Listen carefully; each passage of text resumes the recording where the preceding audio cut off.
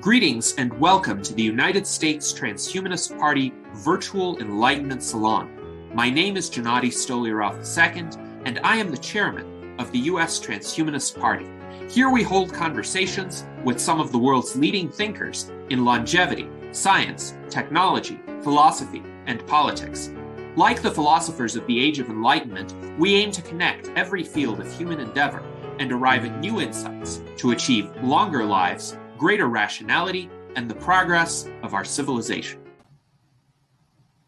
Greetings, ladies and gentlemen, and welcome to our U.S. Transhumanist Party Virtual Enlightenment Salon of February 4th, 2024. Today, we will have a fascinating conversation in store for you about biohacking and the upcoming Biohacker Expo, which will be held in Miami, Florida on February 23rd through the 25th. Joining us is our panel of U.S. Transhumanist Party officers, including our Director of Visual Art, Art Ramon Garcia, our Director of Scholarship, Dan Elton, our Legislative Director, Jason Geringer, and our 2024 U.S. Vice Presidential Candidate and Director of Citizen and Community Science, Daniel Tweed. And our special guest today is Sandy Martin, the founder of Biohacker Expo, who will tell us all about it today and who will also share her story, how she became interested in biohacking and her outlook on what is a fascinating and growing field. So, Sandy, welcome. Please tell us about yourself and about the Biohacker Expo as well. Thanks for having me. I really appreciate it. Such an interesting group of people to address. I think there's a lot of overlap between transhumanism and biohacking. There seems to be an emphasis on science and technology, advancements for health and longevity. And I think that perhaps the transhumanists spend a little more time on the philosophical ramifications. I personally got involved because I had a brain injury that I didn't know how to address. And I started to adjust my diet, my supplements. I got an oxygen chamber. I started to do things in response to this brain injury to get better, but my health kept declining and I didn't know what was going on. It took 6 months to figure out that I had mold in my brain. And if it wasn't for Dave Asprey, I wouldn't have figured it out. And when he told his story about mold, I was able to recognize some of the patterns that he was describing. And then I got tested, found out that's what it was, realized that some of the things I was trying were actually working against me. And so adjusted my protocol in order to heal, which I did over the course of the following year. And it took a full year and a half once I got diagnosed to get back into the swing of things where I could work again, like really be productive and healthy. But I'm grateful for that. I ran events for 15 years. I ran Comic Cons, maybe some sci-fi nerds in the crowd. And those are my people.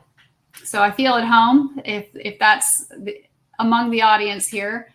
And I've taken the skills that I've learned from running 50,000 person attendees to a health expo. And I look forward to getting into a little bit of a debate with people in terms of what biohacking is and why it's a thing. And looking forward to a lively conversation.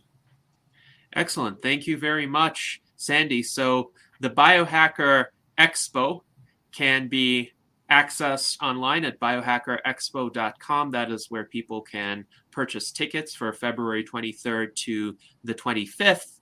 Can you tell us a bit about the format of the expo as well as some of the speakers you're looking forward to, some of the aspects of biohacking that will be represented there? Well, I think that it's challenging to say who's more popular at this point among my audience. Gary Brecka, who just launched a podcast, The Ultimate Human, who's the most searched biohacker on Google right now, or William Shatner, who it just embodies a life well lived. He'll be 93 on March 22nd. And so a month before his 93rd birthday, he'll be at Biohacker Expo to talk about what it means to live a long, fulfilling life and what it means to live long and prosper. And then we've got some other experts. My favorite of all of them is Chris Palmer from Harvard Medical School. He's been on the podcast circuit for about 1.5 years to promote brain energy, and his link between metabolic health and brain health, mental health, is life-changing for me personally. And that's a message that I'm thrilled to bring to people. There's all kinds of speakers and exhibitors who are demonstrating novel approaches to feeling better. Ultimately, biohacking is about feeling better because, I mean, why would you do it if you felt great? If you felt great, just go about your life and don't worry about anything else. But people who experience pain, depression, if they suffer from anything, really, I want people to know that there are things they could do to feel better. Yes, thank you, Sandy. And I think a lot of people would be quite interested in that. I think most people do experience some sort of suboptimality in their health or their day-to-day perceptions, sensations of the world. I often like to say, I don't know of anybody over the age of 30 who doesn't have some sort of serious long-term health condition, and it may not be something that will kill them tomorrow or next week or next decade, but it is something that requires them to live their lives differently from how they would have otherwise lived them. And if those people can get some sort of alleviation of that condition, that would definitely improve quality of life. Ultimately, it could improve length of life as well. So we have now joining us Zach Varkaris, who will be one of the speakers at the Biohacker Expo. So welcome, Zach. And since you're going to be presenting at the Biohacker Expo, and you've also presented twice at our virtual enlightenment salons, what would attendees of your presentation be able to expect and look forward to? Hi, Gennady. Hi, Sandy. Hi, everyone else. Yes, what would they expect? Well, the usual stuff: fertility, fitness, ovarian rejuvenation. Obviously, we're going to expand heavily on our talk with regard to emotional health, because everyone talks about mental health, but we talk about Freudian obviously. So we're going to develop that a lot more. I will lose the tash by then. I'm just sort of getting a bit mountain folk with the mountains and the snow up here.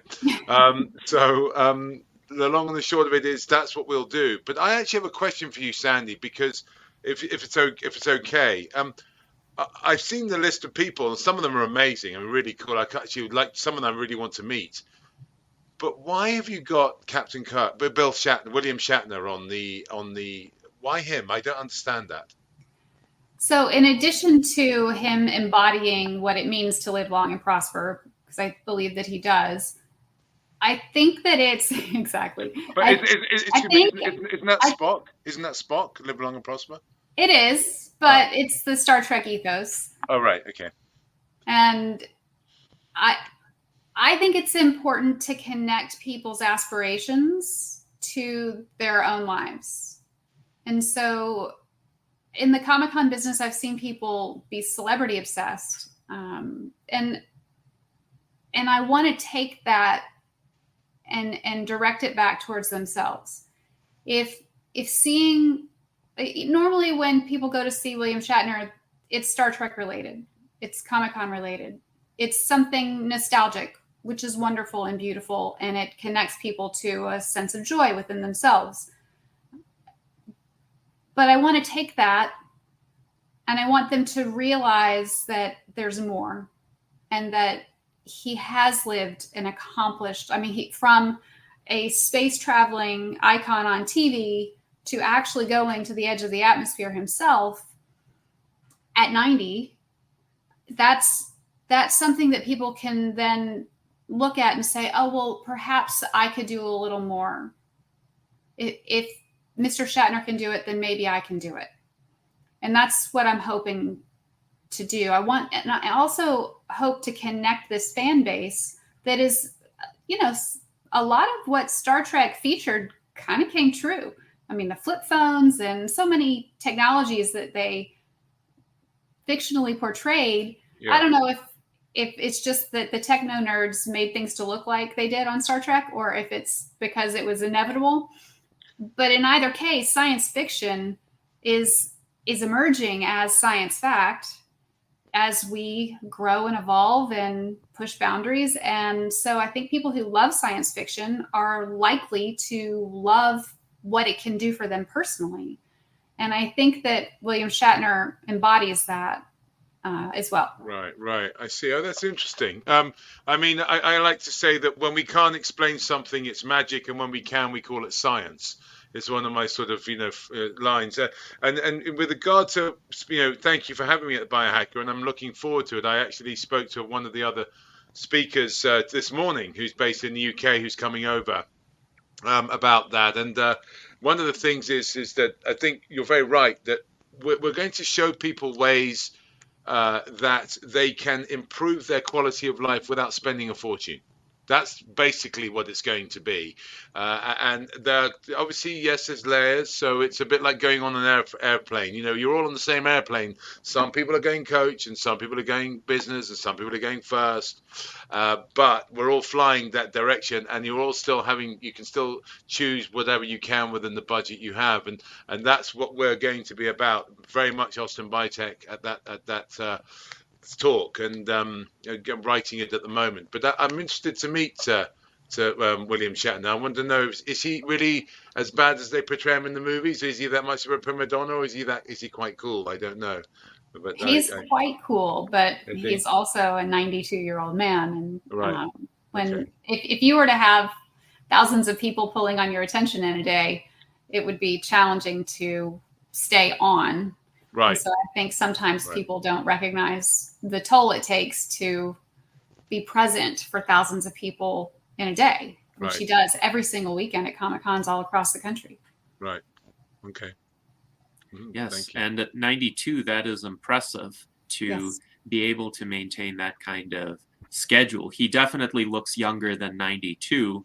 Yeah. I have seen him speak twice in person, and I would have thought, without knowing his true age, that he looked like a man in his 70s. So there is either an element of genetic luck or some set of lifestyle approaches that he has practiced that have helped him to maintain relative youthfulness. Now, speaking of science fiction, John H. writes that there are very few people who are not science fiction nerds in the audience. Indeed, one of our viewers is Alan Crowley. He is one of our regular attendees, whose handle is Sci-Fi by Alan Crowley. So that handle answers your question, Sandy. And Daniel Tweed writes, our movement is indeed one of wellness and well-being. I hope we will continue to communicate that better and better. And yet, despite our focus on wellness, John H. writes, wait until you're 70 when suboptimal equals normal. So for many people, that is just the day-to-day state of affairs, and they have, to some extent, become reconciled with that out of necessity because they don't feel like there's anything they can do. Now, in terms of your experience, as well as your awareness of the biohacking field, what do you think people can realistically do today? And what do you think is on the horizon in terms of quality of life as well as potentially length of life? Do you think most people today can be like William Shatner in their early 90s? I think they can if they want to. And I see a lot of variance in that in the people that I talk to. When I talk about life extension, the general public is, I posted in a group on Facebook. The title of the group is Gen X Women Are Sick of Your Shit. And in that group, I asked if, who would want to extend their fertility for the purpose of longevity, which is something that Zach is passionate about. And out of about 20 responses I got, 2 were curious, and the rest were like, no way. Do not do anything that puts me in jeopardy of being hormonal or the risk of having kids. And that's women who were roughly 45 to 55 in that group. And I think that's because people are already suffering. And, you know, in my own case, when my brain started to fail me, I was undergoing a great deal of stress. And I was at an age where people would have considered me perimenopausal. And it would be to the comment made before about where 70 suboptimal is normal. Having brain fog at 45 as a woman is considered normal by society. My first symptom was depression. But everything in my life, I loved the stress I was under. So I had a positive orientation towards my stress. I was overwhelmed for sure, but I had good feelings about it. But I was depressed and fatigued. And that brain fog came on top of it. And I just knew it wasn't me.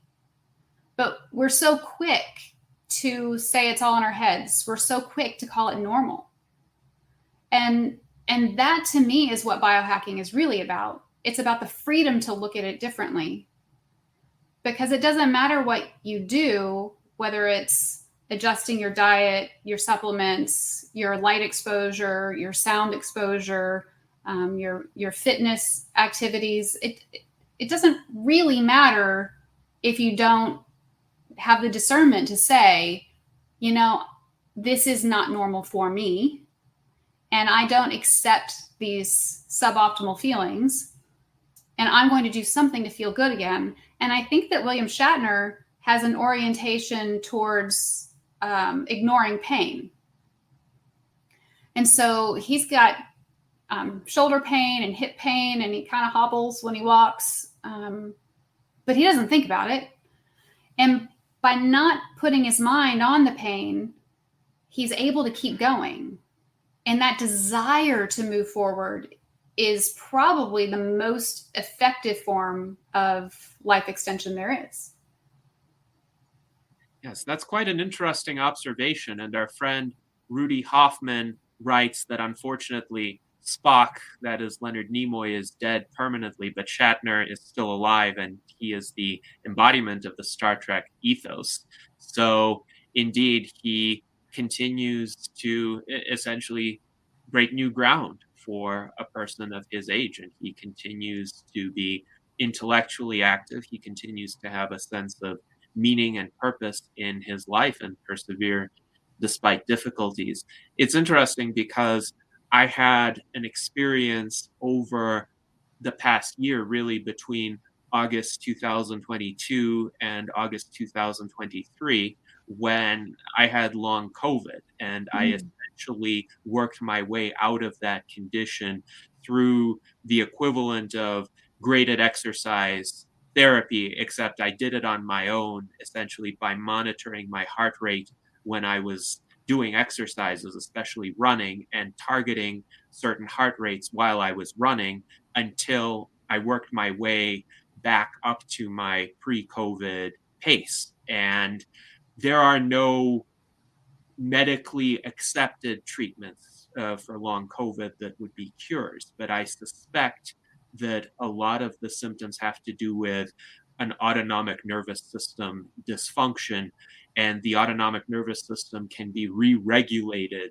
through essentially habits of lifestyle that gradually bring one back to the pre-COVID condition and the body treating that as normal. But it takes a certain effort of will, it takes perseverance, and it's not even a linear progression.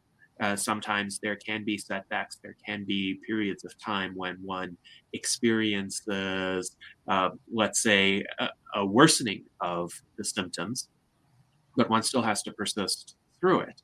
So there are some people who seem to believe that the only safe practices for health improvement are those that are under the supervision of a medical doctor. And we even have a comment from our friend Mike Lazine, who says he's not for biohacking unless it's done by certified doctors.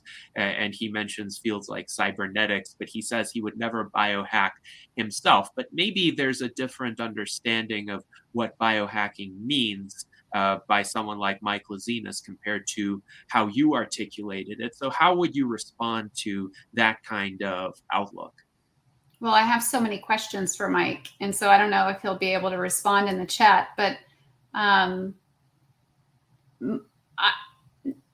my regular doctor spends 15 minutes with me at most and schedules this a small segment of tests once a year if I ask. And so what does he mean by doctors and doctors supervising? Because I'm not finding a lot of that in society. I'm finding that even to get to the right doctor, you have to push and beg to get to somebody. Like if you have a thyroid issue, your GP is not going to help you with that. And you have to go to a special endocrinologist to get the special test. Those appointments could take 3 months, 6 months to get. And so what's happening in the body in the period of time that it takes our healthcare system to permit us to get these things? And then, how often do they allow you to test? So I go to a place in Fort Lauderdale called Liquivita.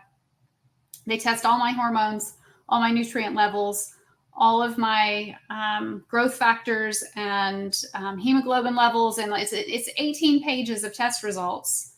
And I pay $100 and I run the rest on my insurance. It's up to me to decide that I'm going to get that kind of feedback. And then they have doctors on staff who can help me interpret it because I can't interpret all that on my own. But I think for me, biohacking is about making the decision to go get the right information. And there are startups now that will, for $500 a year, like Function Health, for $500 a year, they'll test certain things twice a year, certain things every quarter. There's a supplement company called Bionic that will test you periodically throughout the year and adjust your supplements based on how you test. The idea that you would be taking supplements because an influencer recommends it is absurd. And in that, I'm sure Mike and I agree. But if we have the tools to find out what our bodies are deficient in, and your doctor's not going to run that test.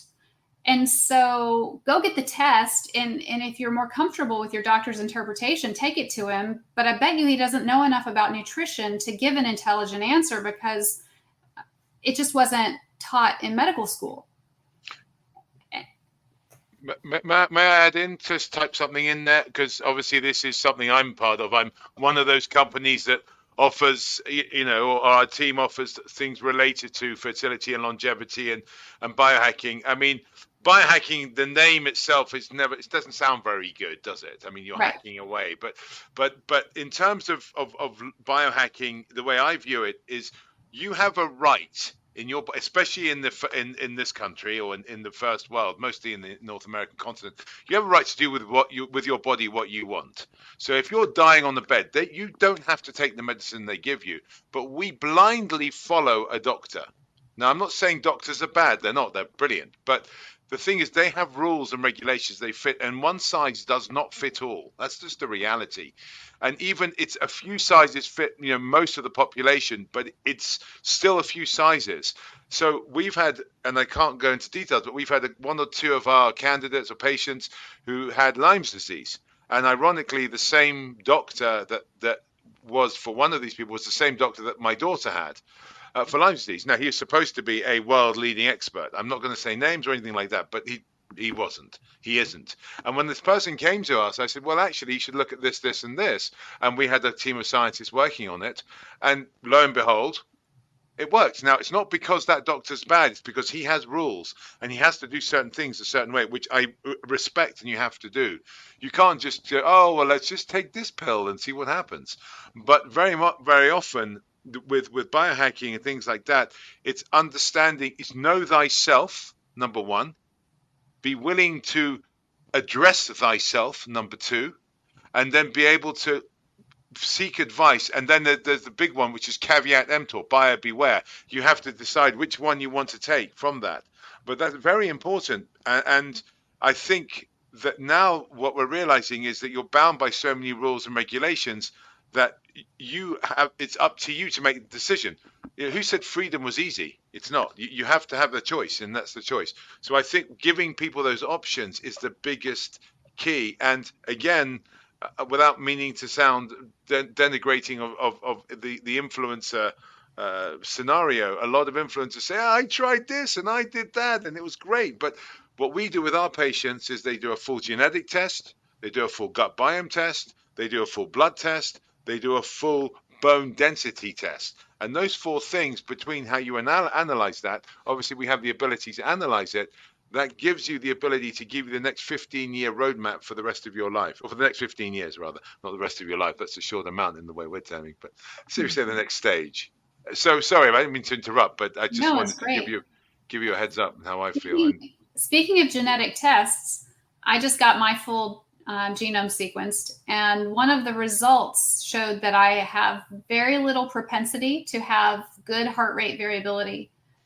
And I found that really fascinating because it's been the one thing I've been trying to adjust since 2012, long before I had any concept of what biohacking is. And I've been working with a tool put out by HeartMath in order to measure my heart rate variability in a real-time setting. And so to me, part of biohacking is how you breathe. And I certainly don't need a doctor's supervision to breathe 5 seconds in and 5 seconds out while considering an elevated emotion simultaneously. And so I would encourage everyone to broaden their perspective of what could be considered biohacking, because there's a lot of opportunity to alleviate suffering at any age.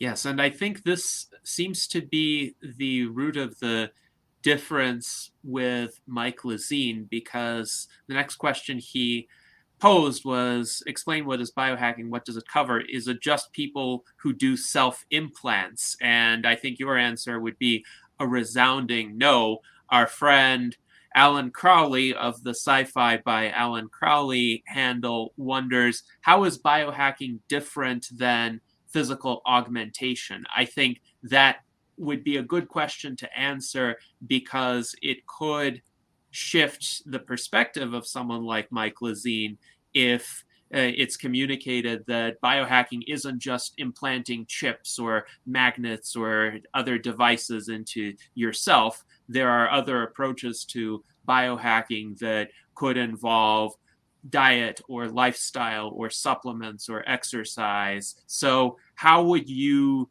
characterize the differences between biohacking and physical augmentation?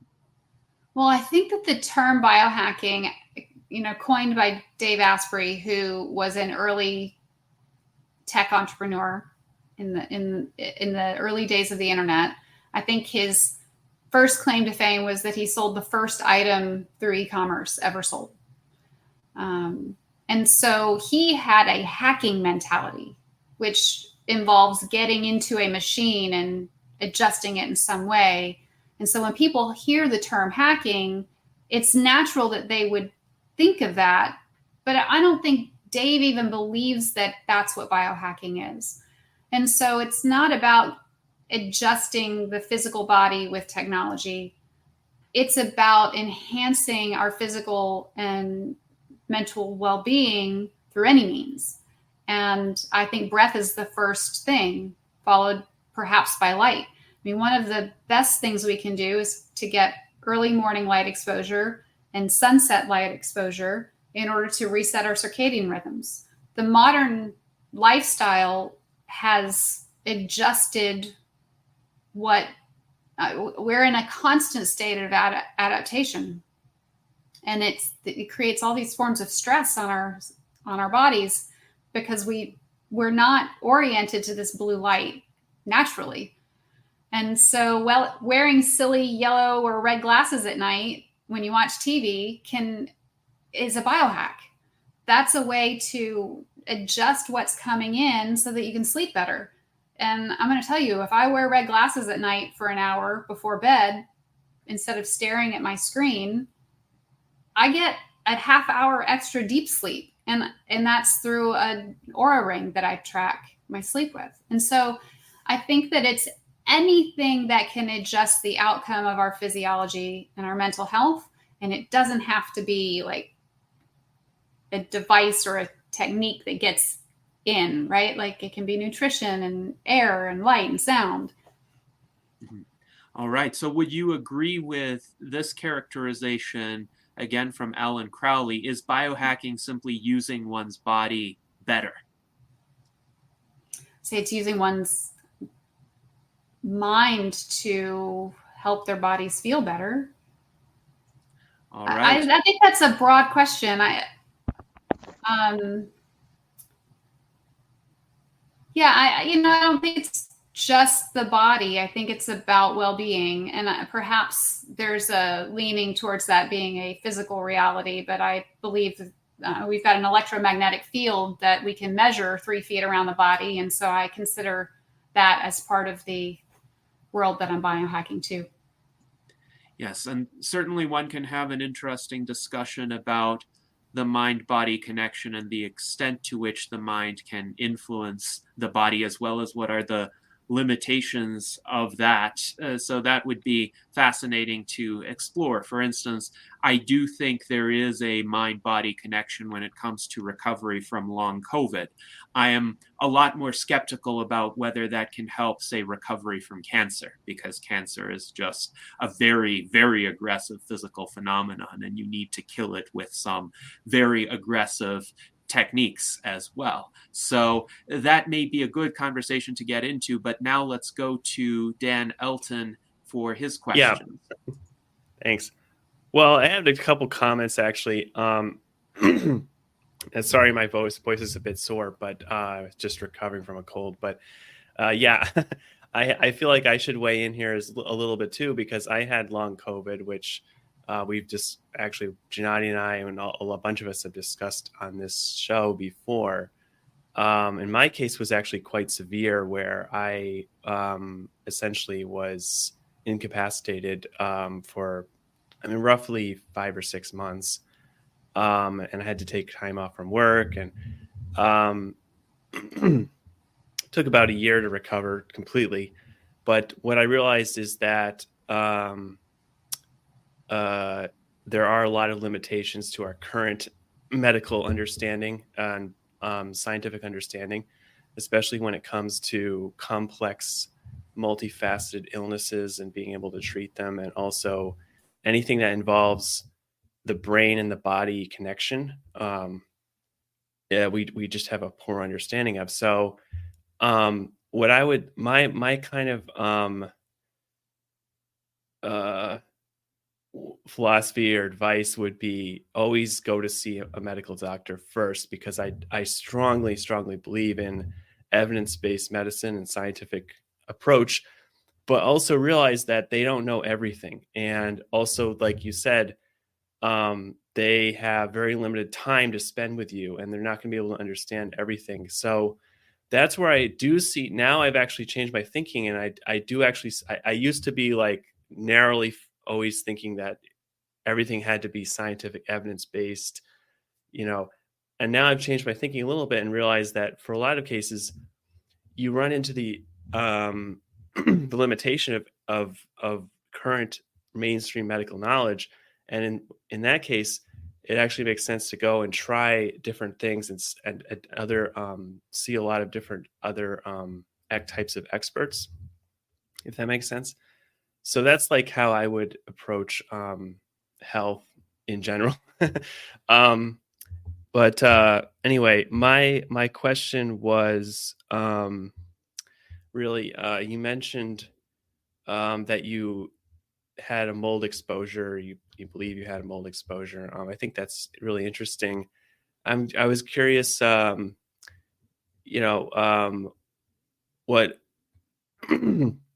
what you got from Dave Asprey, and if you could tell us a little bit more about your recovery and what kind of things you used to recover. Sure.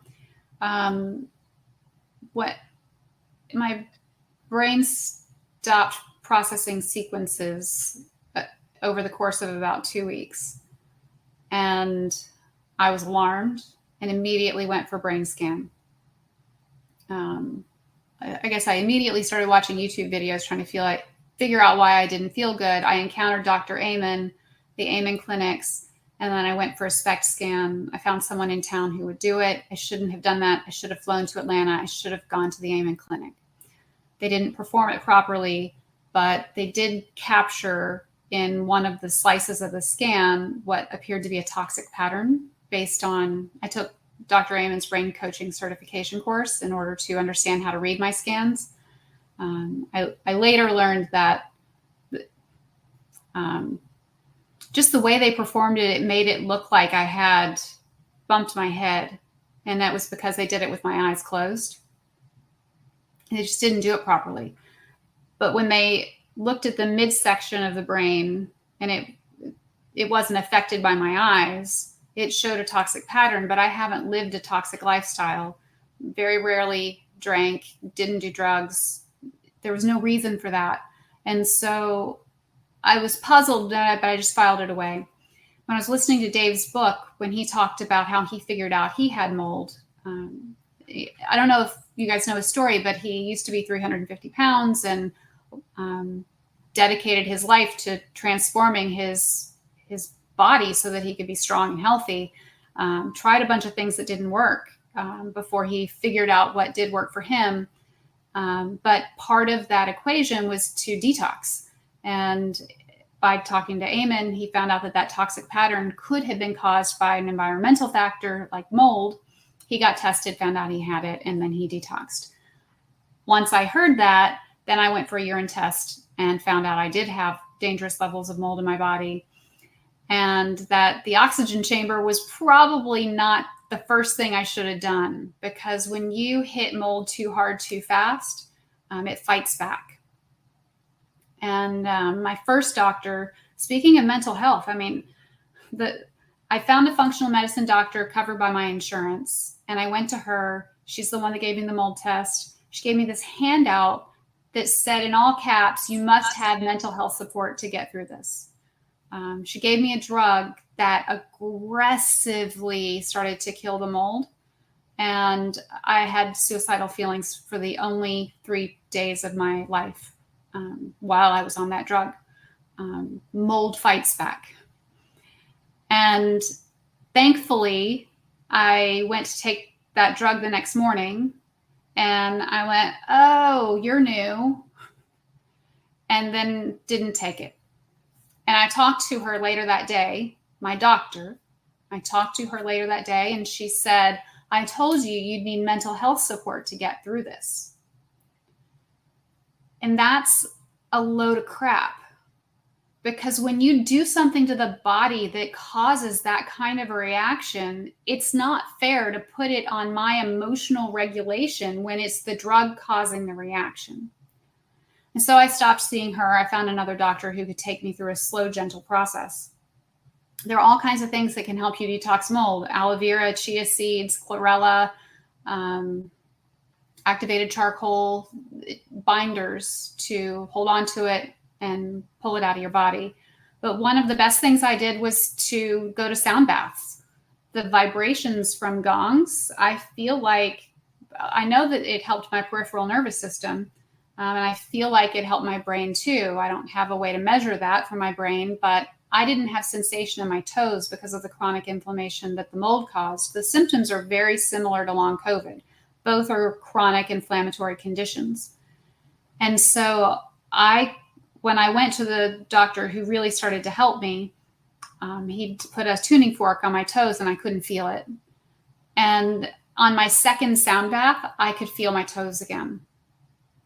And so I was really, really encouraged by the promise of some natural therapies because of that.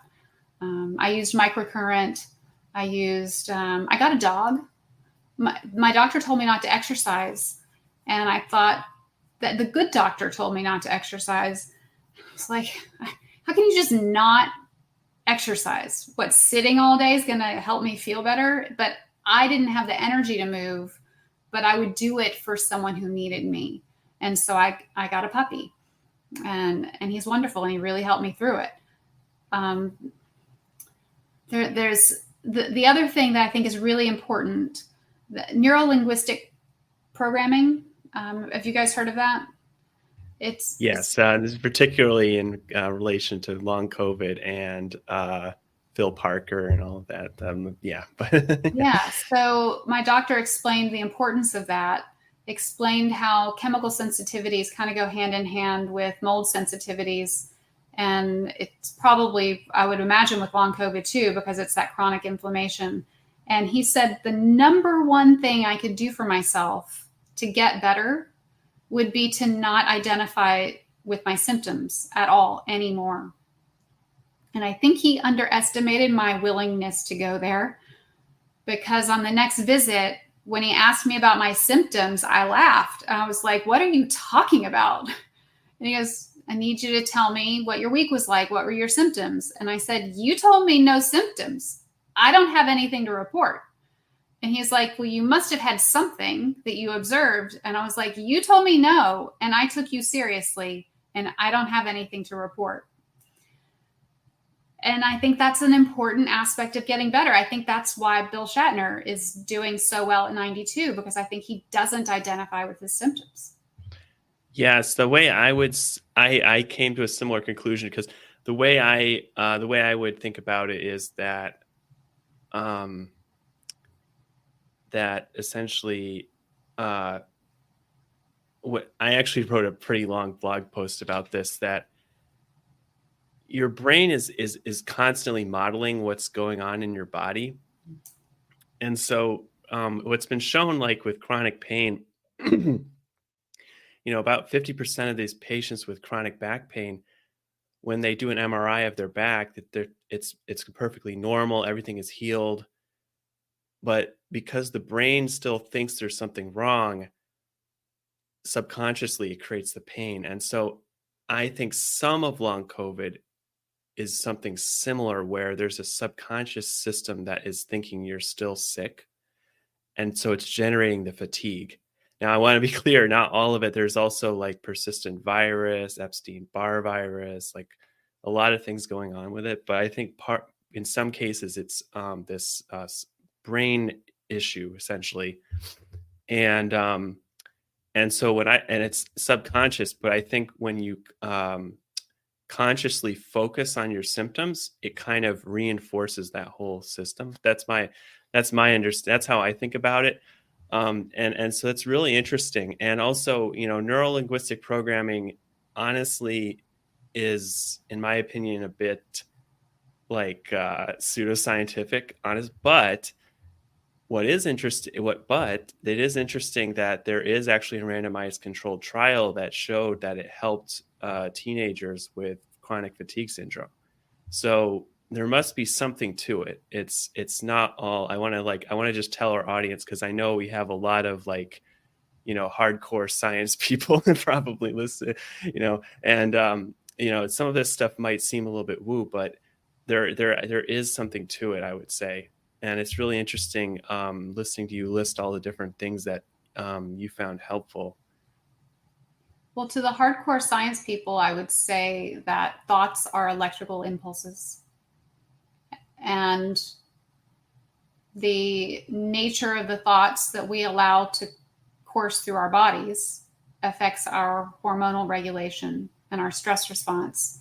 And all of that is a very physical, measurable reality. Even starting with heart rate variability, thoughts of frustration cause an irregular pattern of heartbeats, and thoughts of gratitude and compassion create orderly heartbeats. And that, I think there's loads of science to demonstrate the power of the mind over the body in terms of breath, epigenetics, heart rate variability, etc. Absolutely. It's sort of an emerging area, actually, which has been kind of neglected historically. With basically the mind body connection, and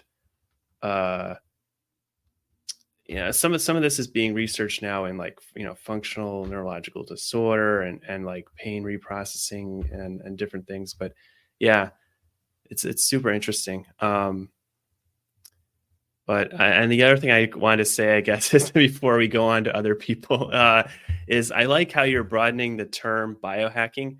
I think in the transhumanist community, we traditionally we think of it sort of like kind of wild, like implants, but actually, I have seen it used in a pretty general way. Just refer to different used, different alternative practices, or also just sort of trying different things to see what works for you. I think that is very underrated.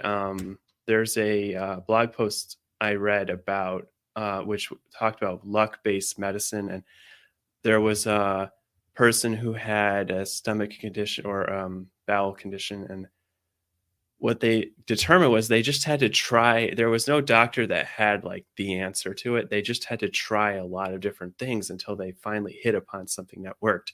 And so I think for, that's like a form of biohacking, right? Is hacking, it's like when you don't like hacking, you don't always understand everything, but you find a way to solve the problem, right? And so I feel like that's like kind of the general ethos of biohacking is kind of just like figuring out something. Anyway, yeah. I met someone who was a volunteer for a nonprofit organization that would capture videos of people who were terminally ill so that they could pass wisdom to their children. And what he commented on with respect to every single one of these interviews was that all of them at some point could recall a time where a doctor didn't take them seriously. And now they're terminally ill. And that breaks my heart. And my first husband passed away in 2015 from kidney failure. And I remember in 1998 when he went to the doctor and he said, "I feel puffy." And the doctor said, "You're just gaining weight." He said, No. This isn't weight. I feel puffy." And they dismissed him. And so he got he looked a little pudgy, like he wasn't overweight. He was puffy, literally. And he just got soft. That was the other word he used. "I'm feeling soft everywhere. It doesn't make sense." I was like, "Are you working out?" "Well, not as much as I could, I guess." So often they're putting it back on us. Oh, it's what you eat. Oh, it's how you move. But his kidneys before, like that was 17 years before he passed, were starting to give an early indication of a problem. And he died at 52. This is obscene. And so for every single person that's terminally ill that this person interviewed, to have a memory of a time when they tried to push for a better answer and didn't get the response that they were looking for, this is a problem. And our system is not set up for us. Our system is set up to protect doctors from liability lawsuits. They're beholden to insurance companies. They're beholden to their employers. Everything has become siloed. I went to see a neurologist with my dad who's got drop foot. And he could only address, he's like, "Oh, no, I don't talk about that kind. They sent you to the wrong one. I've got to get you to somebody else." Because he was a tremor doctor. He's a neurologist, but he's a tremor doctor. That's what he's allowed to talk about in his practice. So it took 3 months to get to the doctor who could talk about problems with the nerves. And now he did get him a physical therapist in the meantime, but everybody's so pigeonholed now for safety reasons in the system because the society just is not permitting doctors to be as intelligent or broadly focused as we would like them to. sometimes I want to get angry at the doctors, but I remind myself that they are not allowed to step out of their lane. They have more constraints on them than almost any other profession, I think, in our society right now. And I have empathy for them. I bet a lot of them are biohacking in their own lives and can't talk about it. Yeah, you see a lot of vitriol towards doctors, especially like in the long COVID community, and I think that's not really the right response. I think people need to understand that the doctors are doing their best. They just don't always have all the answers, and also, like you said, and well, they have very limited time also because we have a shortage of doctors and they're overworked. And then, like you said, they have to be very careful about what they say because there's always the threat of lawsuits, and yeah. So I that's why, again, I think we need to, if you have a chronic health condition and you're not getting any progress from seeing doctors, kind of need to widen your lens. Can I say something about with doctors? Having I'm not a doctor. I'm a scientist, only a molecular biologist, not a doctor. But when we're trying to get our clinics live, we had obviously the name is Austin Biotech of the company. So our first clinic was in Austin, Texas. The doctors who were going to do it, the OBG, the obstetrician surgeon, and the plastic surgeon that were doing the procedures thought the science was amazing. They're like, this is fantastic. They were all over the place. They thought, but we'll never get it passed. We'll never get liability coverage. And so they were like, we can't do this, even though we could do this and we know it works. Because unfortunately, and as one of them said to me, you can do everything right, and it can still go wrong. And then you're the one holding the baby, but in trouble. You're the one that they're going to turn and blame, because we put doctors and scientists on a pedestal like we used to put priests on a pedestal 600 years ago. Before you used to go and have confession and a monk would give you a miracle. Now you go to the new temple, the temple of the hospital, and then that temple, we then have a doctor that will praise Jesus and help you out. I mean, in that sense, that's something it's difficult because, and I've learned the hard way, very, very much the hard way. And so we don't have, all our clinics are based in Mexico, and that's what we have to do. And even though in Mexico, they're just as good, believe they're absolutely just as good, but they don't have the ability to change things. Yes, indeed. And Zach, did you want to comment on the mind-body discussion as well?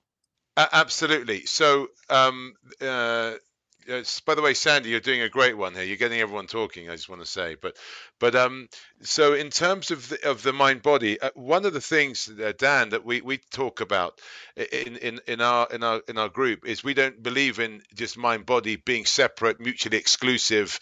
They are blended together, and the thing that binds us together, that does not make us a machine. And let's go to some Terminator sort of analogies, where they start to develop a conscience, after a while they start to learn. And the thing that does that is emotion.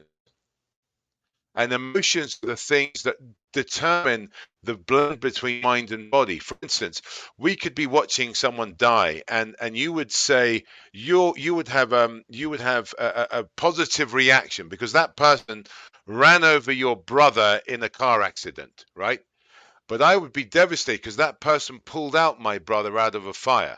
Now, we both have valid emotion. I'm not saying you'd be happy, but you might have a slight dopamine hit because it's like you feel a justification. I'd have a cortisol rush because I'd be, oh my God, that guy saved my bro and I couldn't help this guy.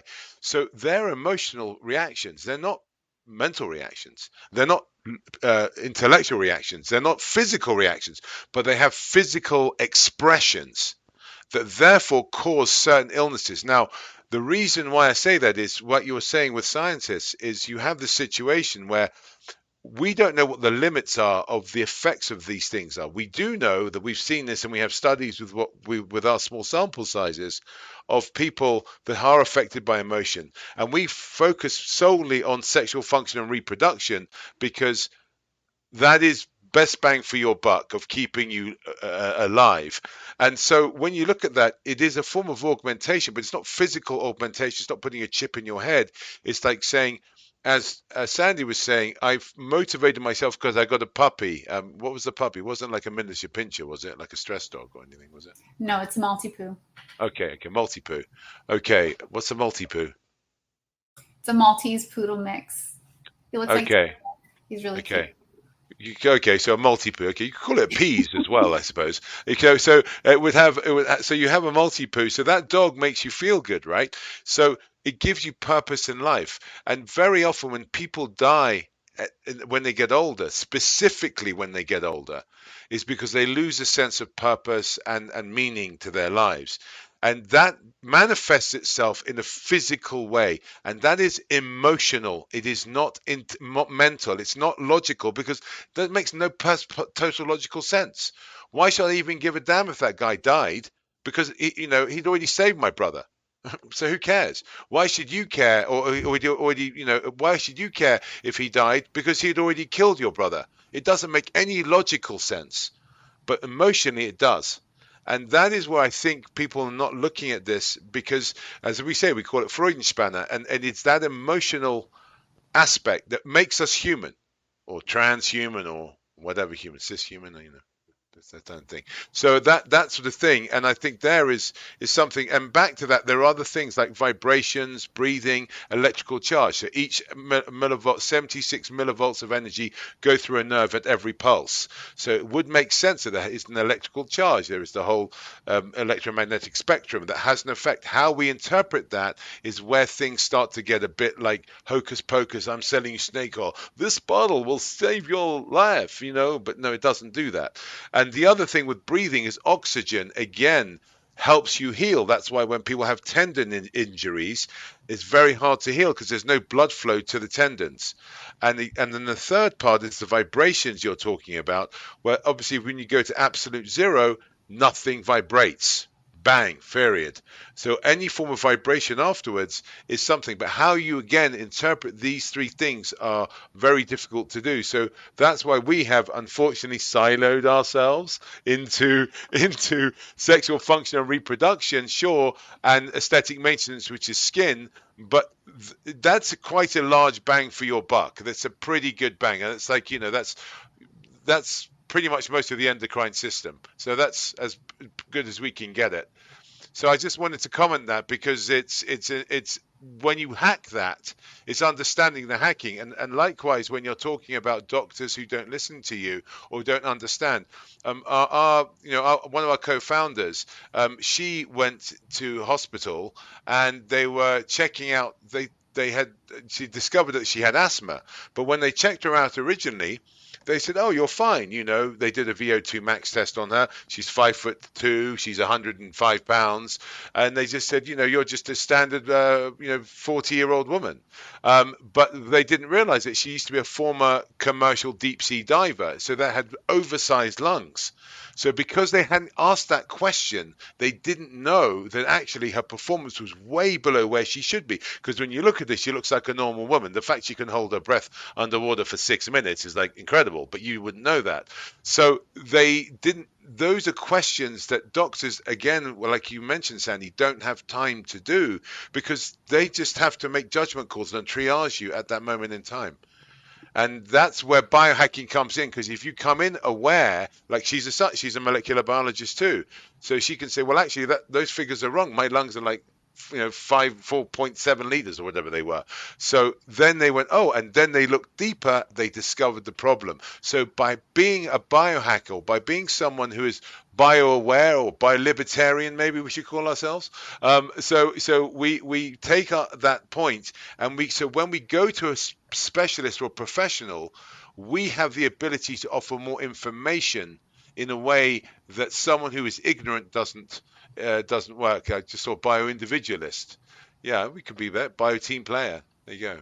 BTP. Anyway, that's my point on that.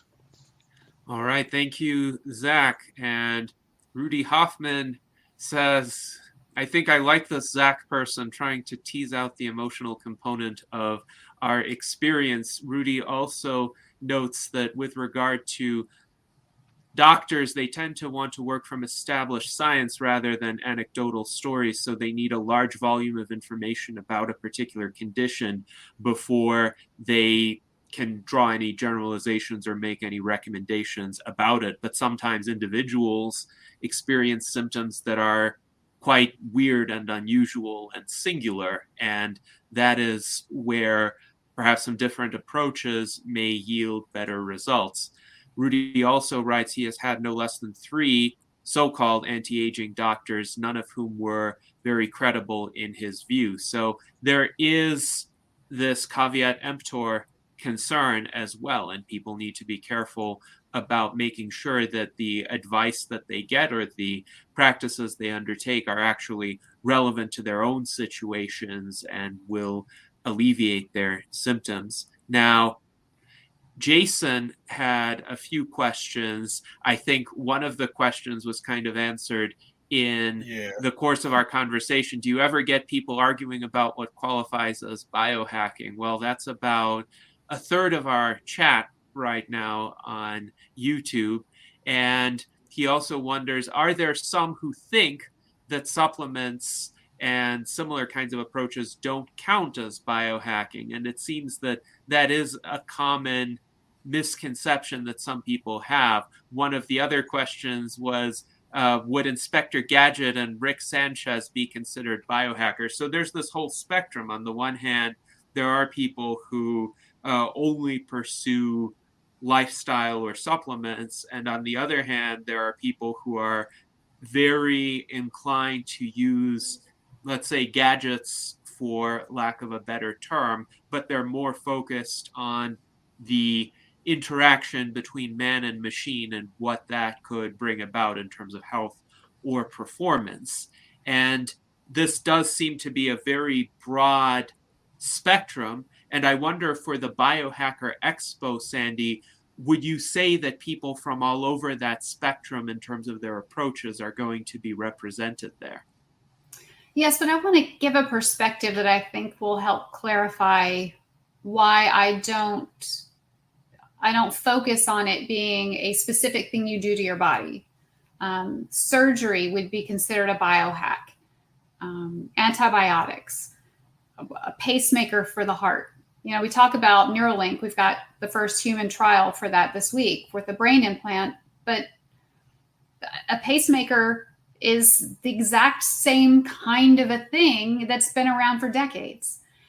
And, my grandfather had 6 artificial hips. What is biohacking? We've been going into our biology to make adjustments for 100 years or more. So that's not the definition of biohacking. That's not what the movement is about. The movement is about self-optimization. The movement is about a healthy, long life, health, with the emphasis on healthy. Does that help? I think so. Yeah, it makes sense to me. It's yeah, it's and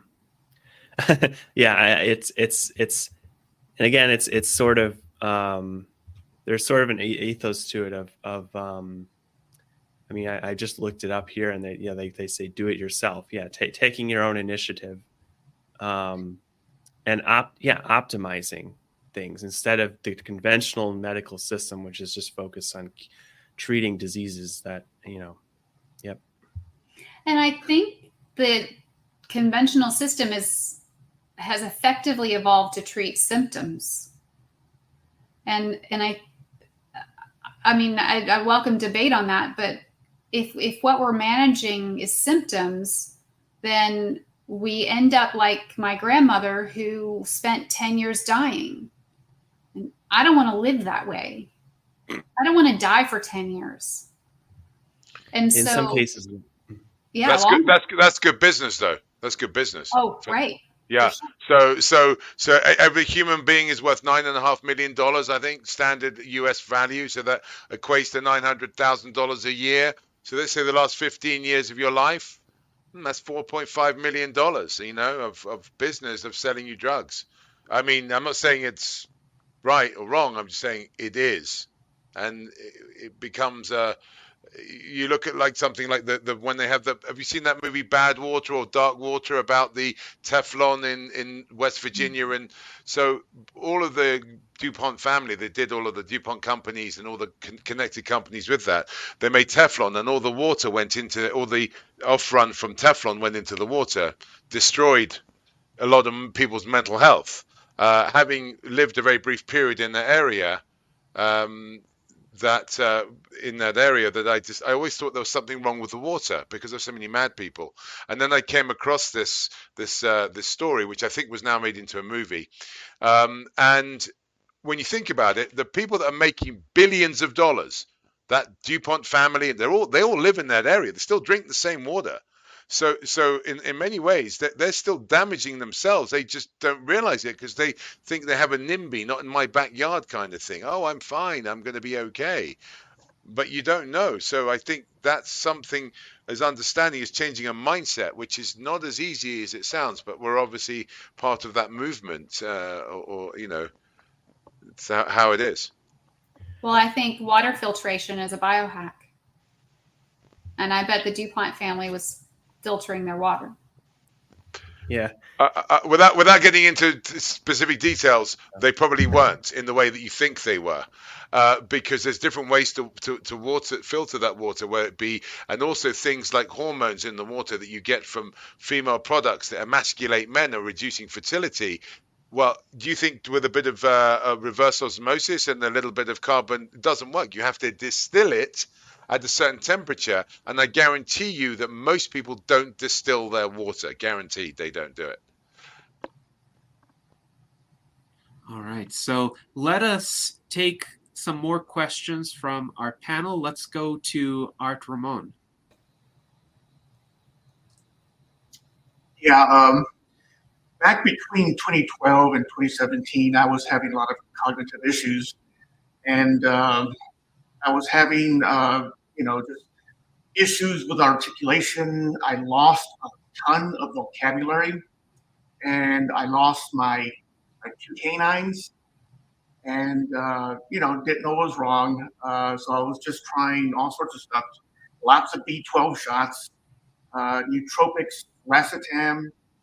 Started learning sign language to get the brain working, lots of energy drinks. And what it ended up being was a severe vitamin D deficiency.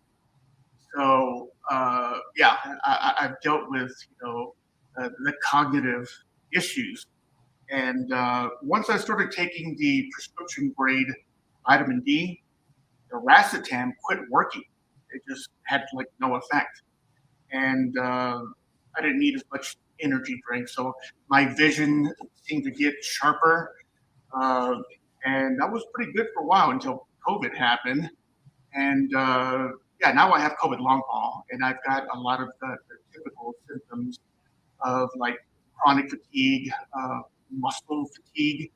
My fitness level has dropped severely. It's very difficult to get my fitness level up. If I take a break, like a week or two from exercising, it's like I took a year off of exercising. And, the brain fog, I still have the brain fog. What I found that works that's kind of a treatment, not a cure. Hyperbaric oxygen therapy has helped a lot. It's given me a lot more energy to get things done. Not so much with the brain fog, which kind of sucks. I don't know why it's not helping me think there. Also, I've been cold plunging. That helps. It really shocks the body and gets your mind working. And bupropion. I started taking bupropion very early on when I had long COVID. And I told the doctor, I was like, I can't think. So he gave me some bupropion, and that's been helpful also. Also did energy drinks for a while, but I quit doing energy drinks. There's lots of coffee now. So yeah, I've had, two issues now with like a cognitive hit to me. And overcoming has been difficult, but, I haven't given up. And yeah, it's been difficult. One thing that I can't figure out is when I lost vocabulary, I remember specifically not being able to recall the word, but knowing the definition of the word and asking people, what is this word? And I would describe the word, and no one seemed to know it. And eventually, I forgot the definition of the word. Now, vocabulary is gone from my head, but I'm thinking I should have heard these words by now. Somebody would have said them. I would have read them. So it's almost like a Mandela effect. Like, so that vocabulary existed in an alternate universe 2012 happened. And I shifted to a new universe where those words just don't exist. So, and when I was having that vitamin D deficiency, I was having a lot of, what do you call it, deja vu. Lots of deja vu. All the time. Things would change in front of me. And yeah, it was very, very weird time. Yeah, HBOT, cold plunging so far is my best treatment. I'm always looking for new treatments for long COVID. But really, one of the best things that got me through like year 2021 was just massive amounts of coffee. I think I'm gonna kill that virus with caffeine, So I just drank massive amounts of coffee, and that helped me get through the workday, but I wasn't drained the rest of the day. So long COVID, I've already mentioned 2 treatments that I use. Anything else that you think might help me? Have you tried red light? I have. Okay. Yeah. Does that not make the list of things that for you? I didn't feel any effect from it. Okay. I don't use it personally because I have had melanoma and squamous cell, and it is uncertain at this time whether or not light therapy helps or hurts the propensity to get skin cancer, and so I don't personally do it. I have a question for you though, because the word finding is the left side of the brain, and the right side has more of an emphasis on presence. So the left side is sequential. Sentence structure was a challenge for me when I was sick, and then I was deeply inspired by the work of Jill Bolte Taylor. Have you heard of her? No. She did one of the most popular TED Talks of all time in 2008, where it's called My Stroke of Insight. And she was a neuroanatomist who had a stroke in her left hemisphere. And she observed this stroke from the perspective of a neuroanatomist. And so she was unable to call for help. She was unable to put words together. And then she described this beautiful state of altered consciousness that she entered when she was in that state, and how she knew she had to get help, but it was almost like a psychedelic trip that she was experiencing, while she recognized fully inside of herself as a neuroanatomist that she was in deep trouble and needed help fast. She managed to get to a phone, and her incoherence with whoever she called managed to get her help. And so it took her, my understanding is it took several years for her to be verbal again at all. And that was all before 2008, when she gave that talk. After her TED Talk, people were begging her to explain how she got herself back. And that's when I learned about the 4 quadrants of the brain and what they do. And so when I lost the word finding, I would describe certain states as buffering, like that pinwheel on your Mac, or you're watching Netflix and it starts to buffer. I would find myself in my kitchen. I'm going about cooking, doing whatever. And I'll go, oh, I've been standing here a little while. I'd be in the shower, and I would just seconds would go by and I haven't done anything. I would just be in this hover state. And when I read her book, Whole Brain Living, I recognized that those were states of deep presence. So when you describe it like an altered state, I feel like that's what we're tapping into when we tap into mindfulness and presence, and that there's a part of the brain that allows us to go deep into the present moment, because the past and the future are all on the left side of the brain, and that's where anxiety and depression live. And so if you're worried about the past, you tend to have depressive symptoms. And if you're worried about the future, you tend to have anxiety. In the present moment, when we train for this, I trained for this for years, trying to live in the now, couldn't get there. And then suddenly I couldn't get out of the now. And so I recognized, back to mind over matter, I recognized that I had an opportunity to redefine my life from the present moment. And that if I was going to rebuild my brain, it would be from presence, and what a gift that would be. And so that's how I worked through that. I also, in this concept of mind and body, want to point out that there are loads of studies on the placebo effect and the nocebo effect and how the body responds. With regards to something Zach said, that there's so many cases of broken heart syndrome leading to death when old people die 20 minutes apart. Emotions can cause us to die. And so it's important to know that it is well documented that the mind can have it. I think with Prozac, it took 50 studies to get 2 that demonstrated a modest improvement over placebo. And so these are things to consider when we believe we will feel better. We often do. I forget your question. Just other treatments for long COVID. So I think the most important thing to consider is whether or not there's anything in your lifestyle that could contribute to inflammation.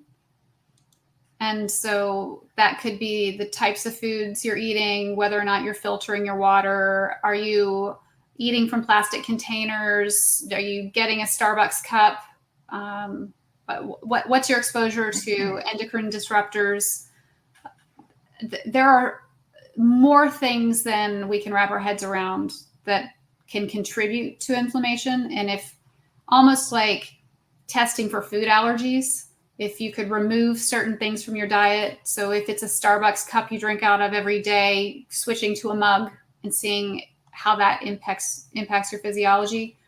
But in terms of biohacks, the things that reduce inflammation, I would say acupuncture, microcurrent.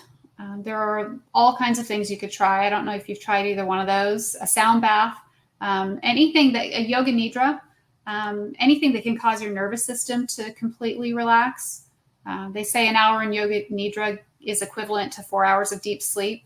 I would ask how you're sleeping, and if you could biohack your way to a better night's sleep, because then that will help your brain release the fluid that will help with the brain fog. How do you sleep?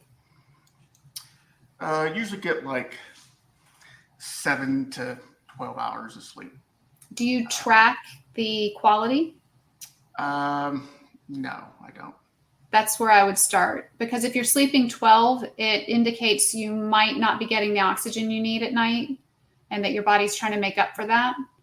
And so you might not be entering the stages of deep sleep for long enough to have the impact you need with 7 or 8 hours of sleep.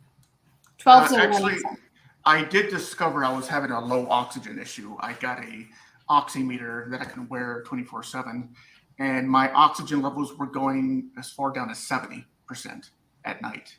And I told my doctor that, and he gave me albuterol. So I take albuterol, but it only lasts like 6 hours. So I'm always taking the albuterol to keep my oxygen levels from getting below 80. And I think that might have helped some with, fatigue, not getting a good night's sleep.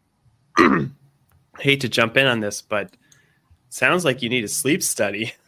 Oh, I've been trying to get one. They keep. I got a sleep study during long COVID. It took about 6 months to get it, but what happened was I developed pretty severe limb movement and I guess minor restless legs, and that's what I learned from the sleep study. Ultimately, I think improving my vitamin D and iron helped with that. But yeah, there's anything where your oxygen is going low at night is really bad. That sounds like, obstructive sleep apnea, which is actually very common. It seems it's not obstructive. Yeah. What I noticed is I just breathe very shallow. Yeah. And I had my nose fixed. I had a deviated septum, and that was kind of causing problems. But now that I can breathe well, it just seems that I just shallow breathe at times, and that causes the low oxygen levels. Well, sometimes even sitting too long causes the oxygen levels to drop because I'm not moving around. I have to move around to get the heart beating, to get blood flowing, and maintain my oxygen levels. So do some boxing, fighting. I have a suggestion for breathing. I have two suggestions for improving breathing. One is the Wim Hof breathing method, so that you can train for breath holds, because it's those moments of hypoxia that your body learns how to adapt.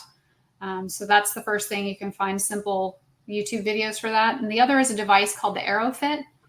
That is a breathing apparatus where you strengthen your lungs. And so if you think that your issue is shallow breathing at night, perhaps your lungs need to be exercised. And you can do that. Like if you're too tired, this is my whole issue with, just work out more and then you'll feel better. Obviously, that's not the answer for everybody. Some people, especially with long COVID, can't do that kind of exercise. I applaud the discipline, Gennady, that you had to measure and stay within a range, because that is the only way you can do it through exercise. But you can use a breathing device where it provides resistance for your inhale and your exhale to strengthen your lungs in an isolated way. You do it for 5 minutes, and that gets directly to the exact need that you have to develop. And so again, I consider that to be a biohack. Yeah. Well, I do hike, and I am just breathing heavily. And one thing I notice is that, my muscles fatigue quickly, but also my heart rate. I mean, I'm just vigorously hiking, and my heart rate's around 109. And when I finally can't take it, my muscles are burning, I take a break, and my heart rate shoots up to 140, which is where it should have been. And then it slowly drops down to 130. And again, I kind of usually wait till it gets down to 110 and then continue. So it's like my heart is not beating fast enough for the activity level that I'm doing. So, and I've noticed, I tell this to my doctor and nothing, he doesn't know anything, but there's these two doctors on YouTube, I think they're Australian, and everything they described, it's like it is happening to me. And they're saying ivermectin helps with something about overproduction of antigens, and maybe that's causing the inflammation. So on that point, have you ever used one of these? Have you used one of these? Yeah, actually, I took a pulmonary function test, and is that what that is? No, you heard. Okay, it's a trainer. Yeah, it's a trainer, Okay. Right? And so you just do that, right? I mean, you can train it different ways. This is a 2.5 liter one or something, but whatever it is, so you can train it up. So you can use that to train your diaphragm. What you're doing is your autonomic system is forgetting how to breathe. And I know this, from personal experience, I know what I'm talking about. And it is absolutely, you're forgetting how to breathe. And what happens is you have to train yourself. Like, this is where the whole difference between conscious and subconscious come in. And again, we can be hours on this. I'd have to take you offline on it. But it fundamentally, when I had COVID, they gave this to me in the hospital. And I shot it out and blew it out. And I was like, bloody hell. And I was like, they were like, your breathing exercises. But I had breathing functions. And the other thing is, when people panic, or people start to get stressed, and panic comes in many ways. So when I was in the ICU, the person next to me, he died, and he was very fit, very, very healthy. And it's because he was panicking with the breathing. Now, yes, there are some physiological effects of uptake of oxygen, but what you're talking about is not physiological effects of uptake of oxygen. What you're talking about is that you're exercising at 109, then your body stops, and then it goes up to 140. Well, the reason why we go up to 140, that pulse, is because you're not enough oxygen is going through your system. So either the brain is spoofing itself, saying it needs to do that, and actually you've got plenty of oxygen in your system. I don't know what your oxygenation levels are, or it's actually. Do you have the answer to that? I wearing the oximeter, my oxygen levels were normal. They were like 95. So, and that's one of the things I wasn't sure of. And when I started wearing that, I was, 95. And then all of a sudden I'm continuing. And now my heart rate won't even go up above 100. It's like 66 maxed out. And yeah, it right. Should be in the 130s. And it's at 66. Okay. So also now you're doing, this is stuff that we do with our patients, exactly this kind of stuff. So do you do sprint training? No. Try my knees are shot. Well, my knees and hips are both bad. Okay, so there are ways and means of doing sprint training without actually sprinting, if that makes sense. So you have to do like a max anaerobic exercise that is very stressful on the body, and it forces your body to work without oxygen.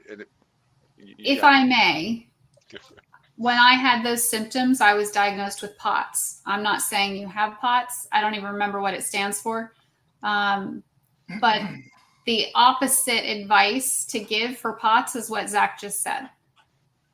And it's really important to know when you're stressing the nervous system and when you're not.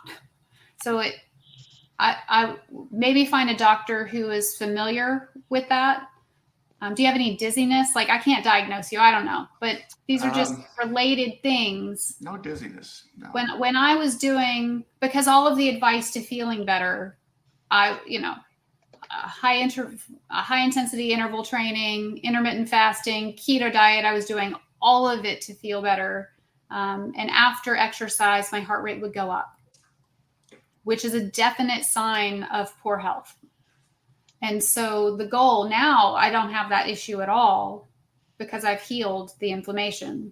There's something about what's going on when you talk about the brain fog and the chronic symptoms that suggests chronic inflammation, bringing that down in some way, training the breath, perhaps the heart math technique to train the heart to beat in a smooth pattern.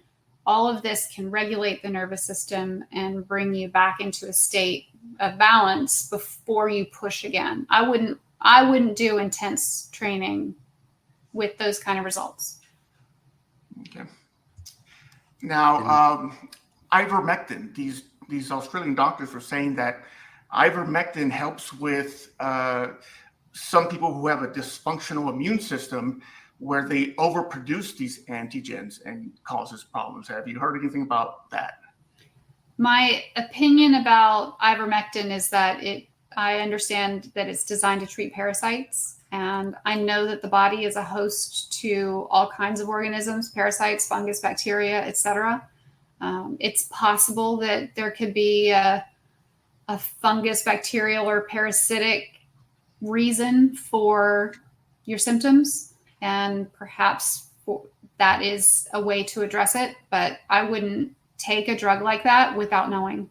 I would get tested for those things. That's what biohackers do. Biohackers get tested for those things and then take action. I just want to note a fun fact here about ivermectin, which is that a lot of the studies which purported that ivermectin worked for COVID were actually done in countries that have a very high level of parasite infection. So there's actually a very good blog post on a blog some of our listeners might know, Astrocodex 10, all about ivermectin. And long story short, it doesn't work for COVID, but it does work for parasites. And a lot of people have, especially in some of the mid latitude or equatorial latitude countries, more tropical countries, that a lot of people have undiagnosed parasitic infection.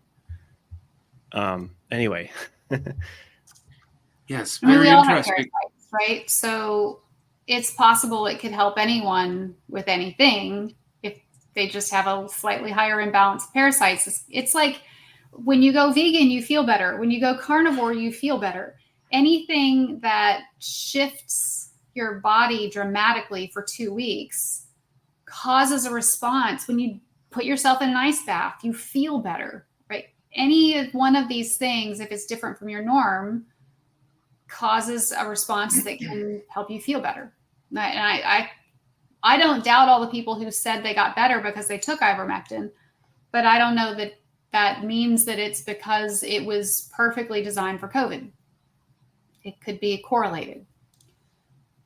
Yeah, they mentioned that these people who respond to it is something to do with a dysfunctional immune system. So antigens, whatever, I don't even know what the antigens are, but okay, thank you. Yes, so I've listed this article that Dan had mentioned from Astral Codex 10. You can find this deep dive into the studies on ivermectin. And Dan also made a comment that just believing that you can get better is essential. I think if it is an autonomic nervous system dysfunction, that could help.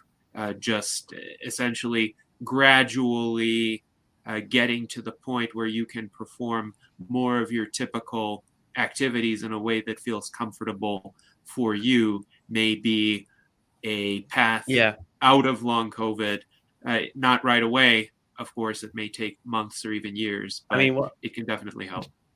Gennady, while we're on this train of trying to help Art, I would just say, like, look at how you've, instead of just focusing on the heart rate number, look at how you feel. Do you feel stressed? Do you feel fatigued? I feel like I'm dying. I feel like I'm doing a full-on sprint for 2 miles. That's what it feels like, and I'm just doing a vigorous hike. So and then maybe you need to maybe you're pushing yourself too hard, and because I'm a believer in graded exercise for long COVID, which is, but it's very controversial. And one of the issues with it is you have to go very, very slow. Otherwise, you're overstress your system. And anyway, that's what I would say. That's basically what I would say. Look at don't over obsess on the numbers so much, and think more about how you feel. That would be my advice. But anyway, I mean, I would personally walk for 2 minutes and then measure and see if my heart rate goes up. And then if it does, I would slow it down. I would act personally, I would continuously wear, right, the heart rate monitor, and I would check it. And every time it would go up, I would bring it down. I actually do a form of training where the training for me is to bring my heart rate down. And so I'll exercise until I get to 120, 140 beats per minute, and then deliberately slow it down to 80. And sometimes that means lying down. So I do it on a rebounder, and then I lie down and see how quickly I can bring my heart rate down, because I think that there's more value in how quickly we can lower our heart rate than how long we can keep it elevated. The definition of fitness is how quickly you can go from baseline to max and back again. It's not your actual baseline itself. So some people have a resting pulse of 70 and some people have a resting pulse of 45. But that doesn't make you inherently fit. Yes, on average, someone with a lower pulse rate is going to be fitter. But the ability to go to your max, now, so you're age 52, right? So they say you should only go to a certain number. I can't remember what the number is. But I mean, that's rubbish. I mean, that's like, because you might have a heart that allows you to go much faster than that or higher. Or you might have that ability. You don't know. So the concept of feeling, as Dan was saying, is very important. It's got to, your body, and that's the thing with biohacking, is knowing thyself, so you can maximize that out. So in other words, understanding that ability to control what we consider to be something that's subconscious, breathing, heart rate, blood pressure. I mean, there's times when I've heard some people go on and they're screaming and shouting, and I think it was a great analogy. I think it was Muhammad Ali, I think, was doing one where he was screaming and shouting, and then they took his blood pressure. It was like really normal. But what was interesting about it was his blood pressure went really high, and then he had the ability to control it down. Now, he's not actually that exceptional in that area. A lot of people have this ability. They just don't realize they have this ability. And so you have to, once you know you can do it, you're like, hey, man, I can do this. What a great, I could. So you're screaming and shouting, and everyone's, my God, the guy's falling apart, and your pulse rate's 50. And you're just, hey, it's fine. And in actual fact, you're stressing everyone else out, maybe, but it's for you, it's fine. And that is, and so your breathing issues could be a number of things. And I think what Sandy's saying is very true. Is you've got to run the test, and just looking at your pulse rate is biological whack-a-mole. Oh, my pulse rate's high, I've got to let my pulse rate down. Well, that doesn't mean shit. What you've actually got to do is say, hey, my pulse rate's high. Why is my pulse rate high? What is causing that pulse rate to go high? Is there something else? Am I eating some food that I'm having a reaction to in my gut biome that's raising my pulse rate because it accidentally produces cortisol in my gut, and so therefore I'm having this, I don't know, M&M, and M&Ms have a result that causes me to have cortisol. I don't know. That's why we do those tests of genetics, gut biome, bone density, and blood work. We should probably throw in a brain scan at some point when we get past to that eventuality, but we're going to do that, and then you can overlap those areas. So you're only giving yourself half the information. There was a great ad that was done in the UK in about 25-30 years ago, and there's this picture of this guy running, and you see he's a black guy and he's running down the street in like a hoodie, and then you see a policeman chasing him behind, and they say, look at this picture, and you see it, and you just assume he's chasing some sort of ghetto criminal.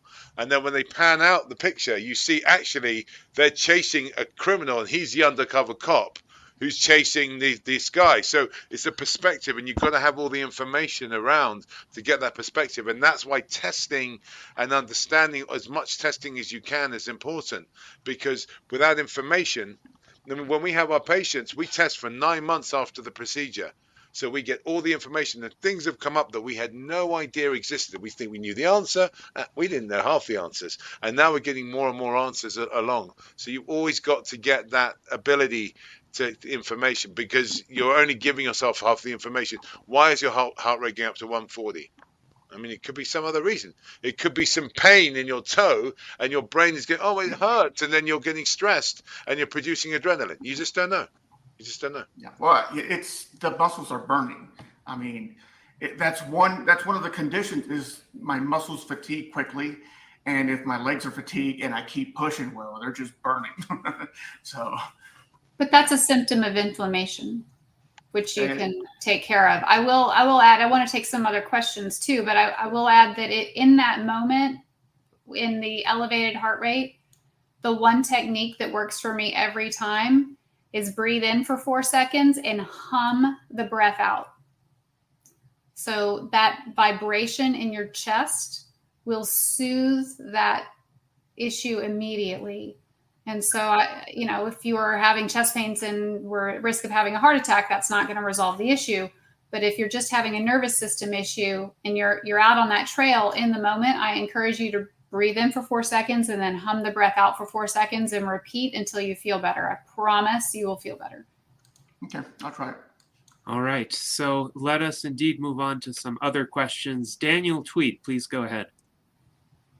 Yeah, I'm so glad to hear about the Biohack conference. One of my favorite experiences doing college radio back in the 90s was getting to meet and interview Dr. Bob Beck on multiple occasions. And he has the maybe not so famous as it should be, the Beck protocol. You can Google it. It's basically a very non-invasive set of 4 therapies involving microcurrent pulsation on the brachial artery and the wrist there, and then also drinking oxygenated water, which you can watch your blood oxygen concentration just go through the roof just in seconds of drinking water that's had ozone bubbled through it.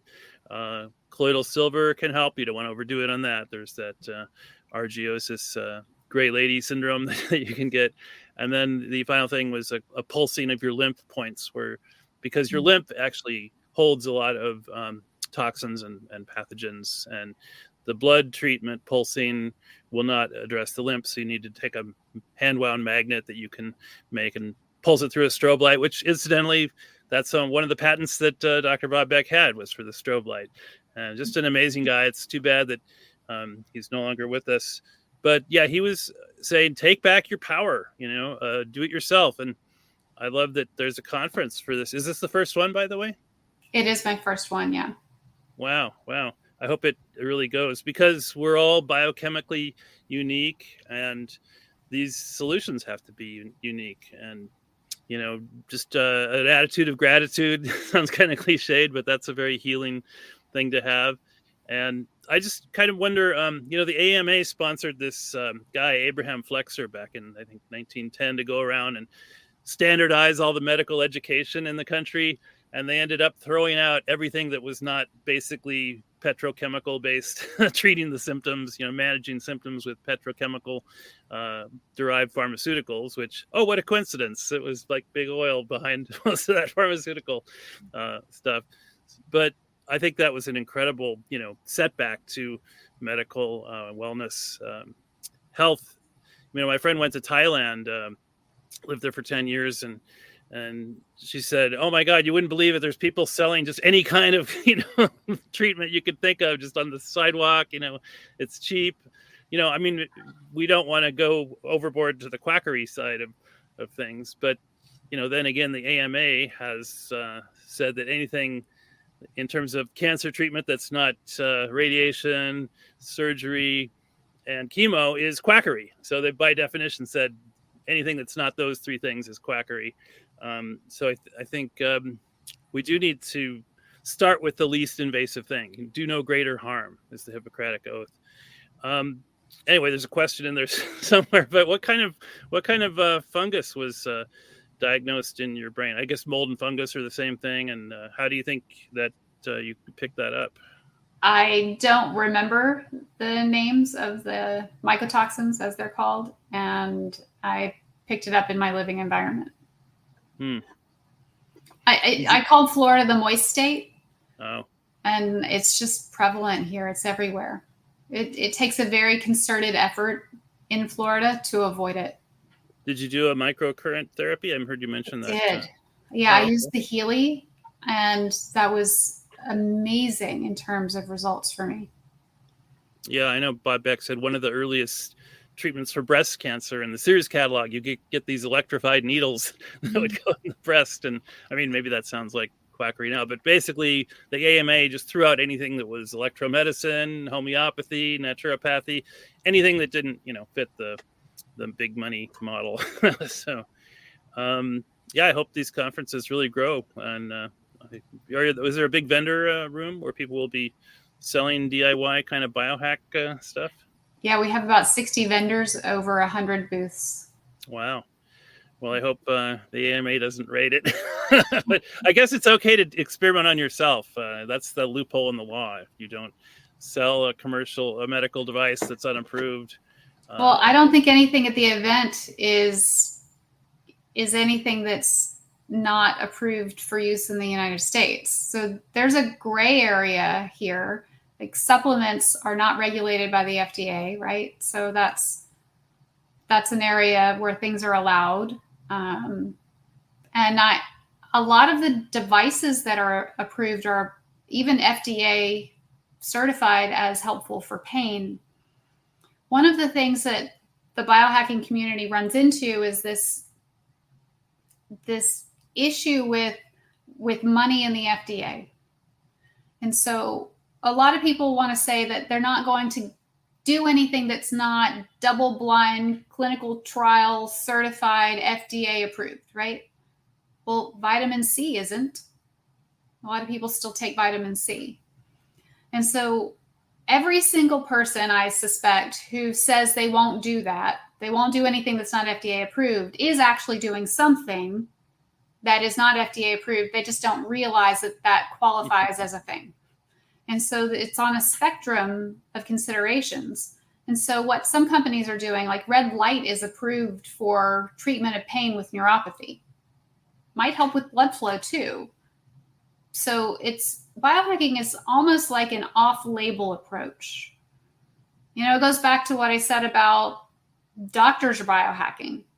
They're accessing our biology through drugs and scalpels to change our physiological state. So where on the spectrum, and when things are approved or not for cancer treatment by the AMA, essentially what they're saying is, if you stay in this lane, we have lawyers who will protect you.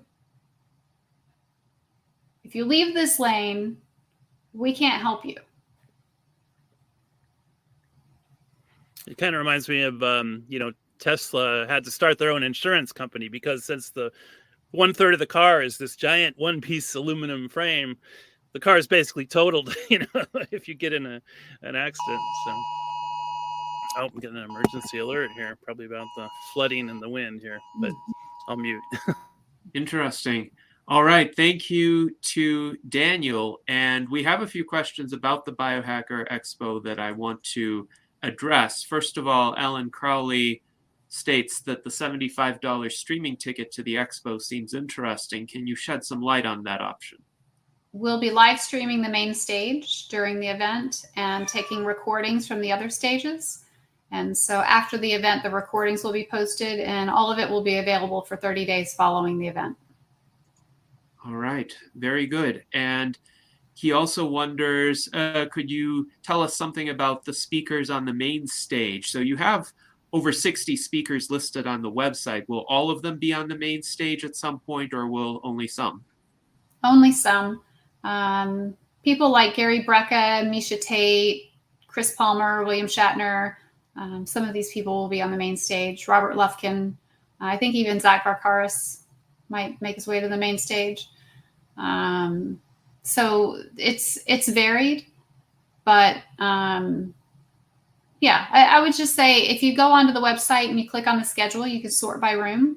If you're curious as to what would be live streamed, that would be the best way to sort by the main stage.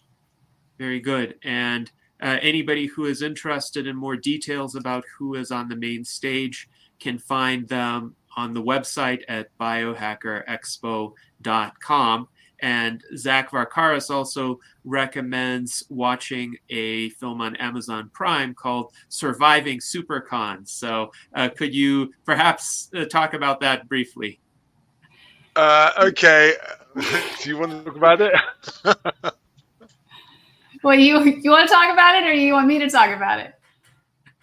Sandy. Okay, so I mentioned earlier I used to run Comic-Cons. There was a documentary made about me running my last SuperCon in 2018 with my ex-husband. And it was shot in Fort Lauderdale. We anticipated some security issues, so we hired a crew to follow us with cameras. And then it was so exciting that the person who led that crew decided to turn it into a documentary following. All right. Well, check it out. It's on Amazon Prime. Dan, did you want to comment on it? No, this is a whole nother side of her backstory. I didn't know. It's interest that I didn't know about. It's interesting. Did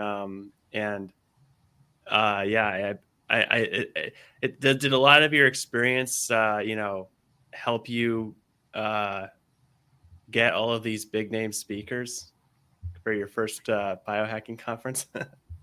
I mean, I would say that running events now has been encoded onto my DNA, and it's just like it's a reflex now for me. It feels. It took a while though, because I couldn't put together an event when I was sick. So being able to do this now is a real testament to how much I've healed. But know that the documentary was before mold, and that after mold, I rebuilt my life on presence. And so you'll see a very, very angry and frustrated version of me that doesn't surface as often anymore. Huh, okay. Interesting. Yeah. Indeed. Oh, and We do have a question that I think is relevant from Snakes, who wonders, is there a benefit to mindfulness? How practical is it? And by practical, he means the chances of it having a satisfying effect exactly when needed. Could it be a solution to various issues, be they physical or mental, or the intersection between them? Could it help in long COVID, for instance? Well, Dan Harris says that mindfulness makes you 10% happier. And I would rather stack a bunch of things that add 10% and then get 30% happier. I think that's maybe why biohacking is important to me. Maybe mindfulness isn't, maybe 10% isn't enough for you. Maybe it is. But there are studies that show that it actually changes the level of white matter in the brain. And so it improves the interconnectivity of the brain. And that does help us in those moments. So when we practice being present, we're able to access this point of non-judgment and respond differently in our lives. But in all fairness, I will tell you that I never achieved anything close when I was trying for a decade. It took a brain injury for me to actually feel presence. And that's no judgment for anyone who tries mindfulness and it doesn't work, because it didn't work for me for 10 years. All right. Thank you for that answer. And Adrian Benavides wonders, is there a benefit in sleeping in hyperbaric oxygen chambers for any sort of health improvement? Have you seen any studies to that effect or any experiences? Well, the recommended protocol is typically 90 minutes, 5 times a week with 2 days off. I have not seen a recommendation that someone would sleep in one overnight. I think that also it's important to be taking antioxidants if you're doing a lot of oxygen therapy. Glutathione can be a good antioxidant to counteract some of the effects of the oxygen. Too much oxygen can be bad for the brain. And so even at a 2.0 rating for too long of a period of time can cause problems in the brain. When I saw a doctor about it, he suggested I get a mild chamber and use it at home, because a little bit is sometimes better than a lot with oxygen. All right. Thank you, Sandy. And we have about 2 minutes left in our salon for today. So I wanted to ask you if you have any additional comments about the Biohacker Expo that you want to share with the audience, as well as any points that you think are important to make to conclude this conversation. I just want to let everyone know that if you want to feel better, you can. There's something out there that can help you feel better. And to keep looking and searching and asking questions until you figure out what that is for you. And we're going to be talking about that at the expo. And I'm basically now dedicating my life to that because I've healed. If you want to reach out to me, anyone, just feel free to email me. My email's on the website. All right. Yes, I think Sandy is an extremely valuable source for information, not just in her own situation, but information from throughout the biohacking community about approaches that are out there that could help people with various conditions. But as always, of course, use your own knowledge of yourself and your own situation and couple that with medical advice to the extent that it can help. I have found it to be quite helpful for my situation for long COVID to go through the conventional medical system. And I had a concierge physician, and I had every non-invasive cardiac diagnostic that I could get done. And finally, when my cardiac MRI came back clean, it offered me the reassurance that I could manage this condition, that I could improve through the graded exercise approach. So it is essentially a form of bio-libertarianism or bio-individualism, as some people have characterized it. But Sandy, we are quite quite pleased that you were able to join us for this multifaceted conversation, a lot of both general ideas and some very practical recommendations. Please go to biohackerexpo.com if you're interested in either attending in Miami in person or watching the live stream. And I will be there in Miami if you want to converse about transhumanism or life extension. And of course, Zach will be there as well. So I hope that we can all stay in good health until then, and for the much longer term future, live long and prosper.